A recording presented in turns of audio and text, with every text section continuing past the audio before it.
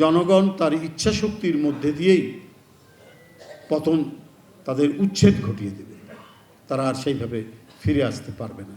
তো সুতরাং টিটোর এই যে মানে কর্মকাণ্ড, এই কর্মকাণ্ড আমাকে সেই আত্মবিশ্বাসটা জাগিয়ে তুলছে যে ও একটি ছাত্র সংগঠন করেছে, আমরা একই সাথে, সে আবার এখন একটি রাজনৈতিক দলের সাথে যুক্ত, কিন্তু সে এই যে দায়িত্বটা নিয়েছে, তারপরে তার নাম দিয়েছে যে অধিকারের সংগ্রাম, স্ট্রাগল ফর রাইটস।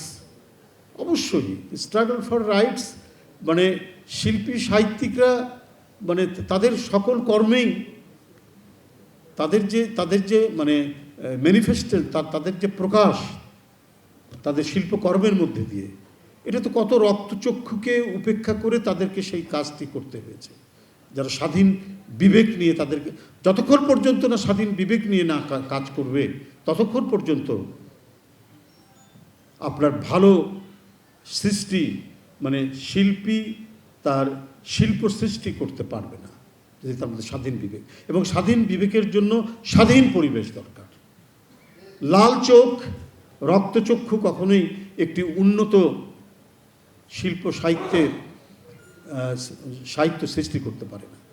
আমাদের কিন্তু সাহিত্যের ক্ষেত্রে, আমি সত্যি আমাদের একজন বড় কবি এখানে আছেন রেজাউদ্দিন স্টালিন, তার বলি যে আমাদের কিন্তু মানে অনেক দিক থেকে সাহিত্যের ক্ষেত্রে আমরা কিন্তু আমাদের একটু অধঃপতন নামছে, খুব অধঃপতন নামছে তা বলবো না, কিন্তু কিছুটা আমাদের, আমি ঠিক অধঃপতন বলবো না, কিছুটা পতন নামছে, সেইটা আমাদের ঠেকাতে হবে। এটাও তো কি বলবো যে আমাদের সাংস্কৃতিক কর্মকাণ্ড, আমাদের শিল্পকর্মের একটি অংশ।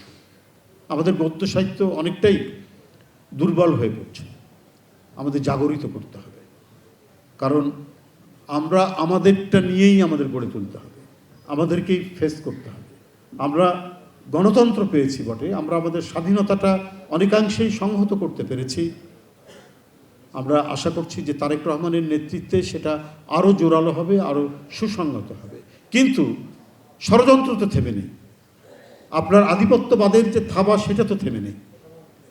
আপনাকে নানাভাবে অপপ্রচার দিয়ে, নানাভাবে নানা কথা বলে এটিকে বিভ্রান্ত করার চেষ্টা করবে, সেটাকে ঠেকানোই হচ্ছে শিল্পী সাহিত্যিকদের মানে মূল কাজ।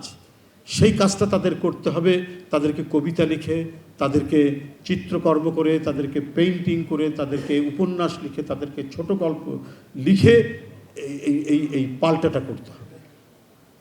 এটা না করতে পারলে সম্ভব নয়। কবি আল মাহমুদ সাহেব একটি কথা বলেছিলেন, যখন হুমায়ুন আহমেদের উপন্যাস নিয়ে খুব কথাবার্তা চলছে, খুব উন্নত মানের সাহিত্যিক যারা বলে বিবেচিত, তারা তার উপন্যাসকে সস্তা উপন্যাস, অমুক উপন্যাস ইত্যাদি ইত্যাদি খুব কথা, এসব কথাগুলো বলছিলেন, কিন্তু আল মাহমুদ বলছেন যে তার কি উপন্যাস কেমন কি জানি না, সে বাংলাদেশের একজন শক্তিশালী রাইটার, এবং সে একটি সাহিত্যিক আগ্রাসনের কাউন্টার করতে পেরেছে দারুণভাবে। কারণ আমরা উপন্যাসের জন্য চেয়ে থাকতাম আরেকটি দেশের দিকে, এটা ভালো গল্পের জন্য মনে করতাম ওরাই বোধহয় ভালো গল্প করে, এটাকে প্রথম কাউন্টার করতে পেরেছে হুমায়ুন আহমেদ। তাই হুমায়ুন আহমেদ আমাদের একজন গর্বের সাহিত্যিক, এটা নিঃসন্দেহে বলতে পারি, উনি যে পন্থী হোক না কেন, কারণ তিনি একটি আগ্রাসনকে প্রতিহত করতে পেরেছেন তার সাহিত্যকর্মের মধ্যে দিয়ে। এইভাবেই আমাদেরকে এগোতে হবে, এবং সেটারই কাজ শুরু হলো। বেনজির আহমেদ টিটো সেই কাজটি তিনি শুরু করলেন, এবং আমার মনে হয় এটি আরও বেগবান হবে।